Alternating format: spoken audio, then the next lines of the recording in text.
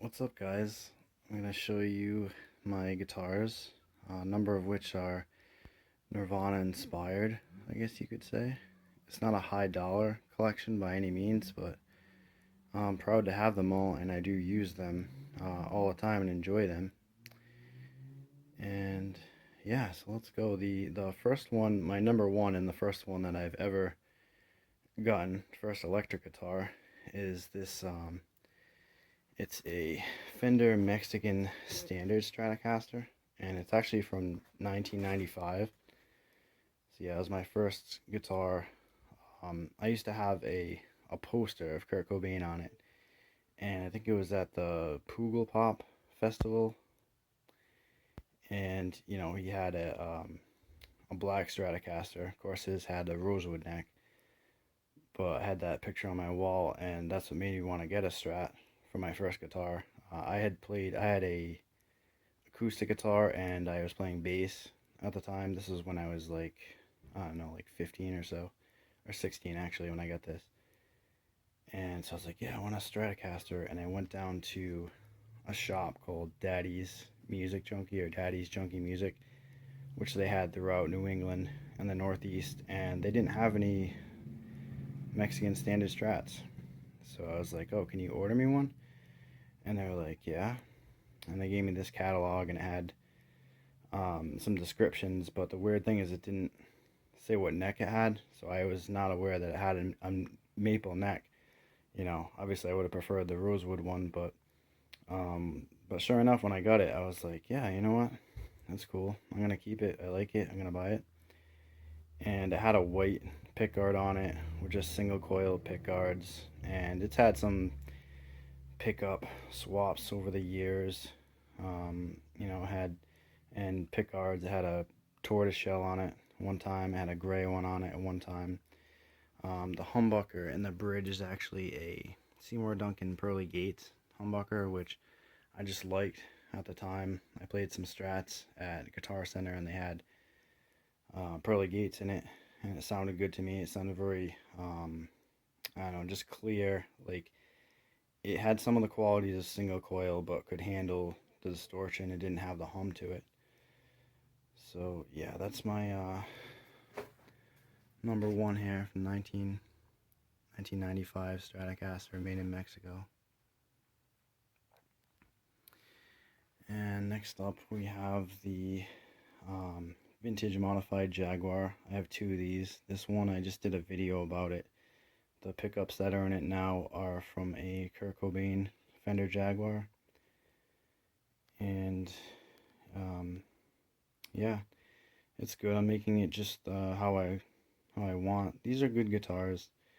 They don't make them anymore. Well, they do, but they call it the classic vibe now, and it has a darker tint on the neck, and the fingerboard is Indian laurel as opposed to rosewood, so it's not as dark. It does come with the better bridge, the classic vibe bridge, which I have on my other Jaguar I'm going to show you in a moment. And it has a bone nut as opposed to a plastic nut.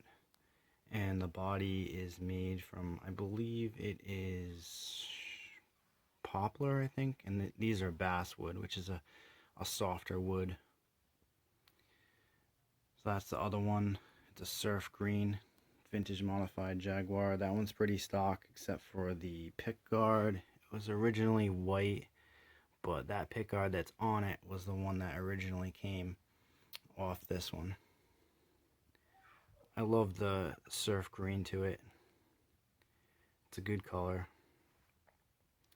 And I got that one because I was frequenting open mic nights, and at one of them I brought this Jaguar to before it was modified. And there was one of the guys that was running it. He was like, oh, I have a Jaguar just like that, Squire 2, same one, in surf green. And I was like, yeah, no shit. And he showed me a picture of it, and I was like, oh yeah, I really like that. I was like, if you want to sell that, just let me know, because I saw him all the time. And then sure enough, like a month later, he was like, hey, you want to buy that Jaguar? So he sold it to me, and for a pretty good deal too.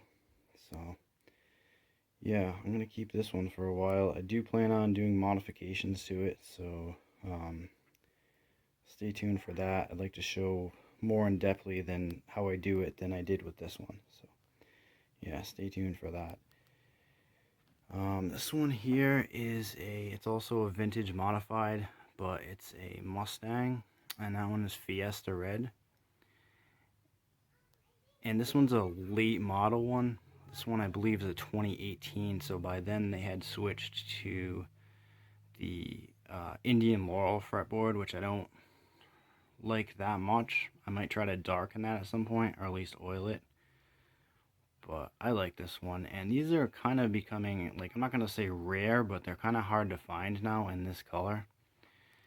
And that one, that's what I was talking about, the new bridge where there's no grub screws. It's the traditional Mustang bridge with a fixed radius on it. I did put a like a hot rail style. It's not a Seymour Duncan, it's just a like an off-brand, you know, made in China. But hey, it sounds a lot better than the pickups that were in there. I didn't really like the pickups in there. They were very dark, kind of lifeless pickups, especially with the distortion. It's a lot better. Don't ever use the tremolo on that. So I should probably just lock that at some point. Okay, so this one right here is a Stratocaster parts caster, which I've been building from parts that I found randomly and put everything together and learn how to solder on. The body is a Squire SE special edition, which are renowned in the Squire community because they have full-size bodies just like the Mexican or American Strats, and the saddles on them are Fender stamped saddles, and it comes with a full-size block on them. The pickguard I got off of Music Lily. It was a HSS pickguard. I just changed the covers to white. And the neck on this one is from a Classic Vibe Stratocaster. Again with that Indian Laurel fretboard, which I don't prefer those because they're not dark like the rosewood. So I'm going to try to make this one dark eventually. But one thing I love about these Classic Vibes is I love how the tinting on the headstock and the back of the neck is just so dark. It's such a difference from the vintage modified ones. I love how that looks. I had to get a back plate for it because I didn't have one, so I got a Fender back plate.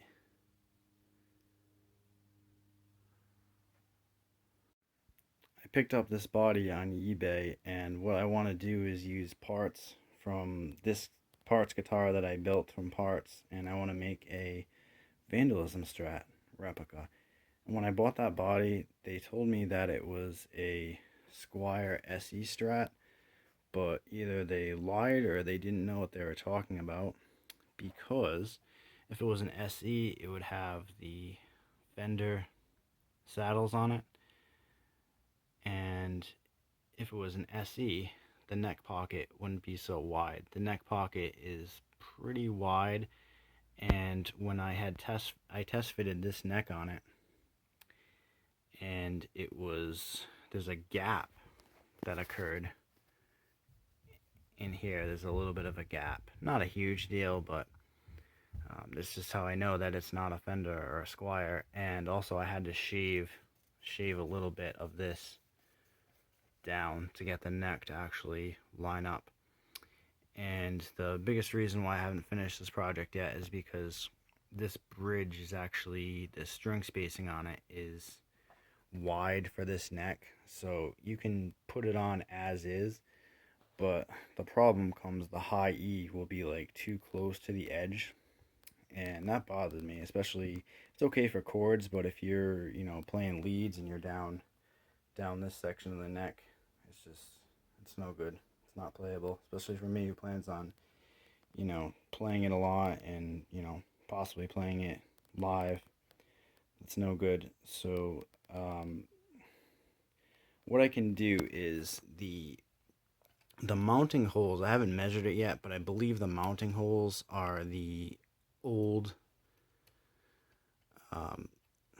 or the American Strat spacing for the screws, and then the string spacing of the saddles is the wide string spacing. So what I'm going to do is I'm going to get I was told that a Highway 1 bridge will have the mounting holes of the old school Strats, and then the saddles are the modern narrower string spacing. So hopefully that will alleviate the issues and will allow me to use this bridge, this body with this neck, and not have the high E feeling like it's falling off the edge. Yeah, so stay tuned for that. That should be a cool video. And then this one's really not a Nirvana one at all, but whatever. I figured I might as well just throw it in. This one's a Schecter Omen. And Schecter guitars are awesome, dude. If you never played a Schecter, play a Schecter. This is actually one of the cheaper ones, but it holds tune awesome. It just feels solid. It's 24 frets. I use 11s on this one. I use this one if I play, like, I don't know, anything metal or like Linkin Park that's in half step down, drop D, or if I play like Mudvayne, it's in drop C, or Godsmack, drop C, or some of the Linkin Park ones are actually in B tuning. Holds tuning awesome. These are just great guitars. I don't know what else to say about that.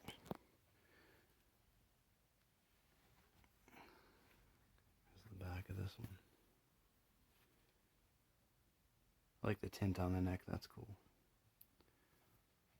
So yeah, that's basically it. I just wanted to make more content.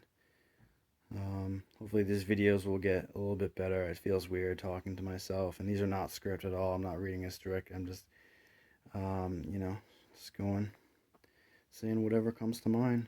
So, yeah, subscribe if you want, comment, tell me what you got, and yeah, I'll see you in the next one.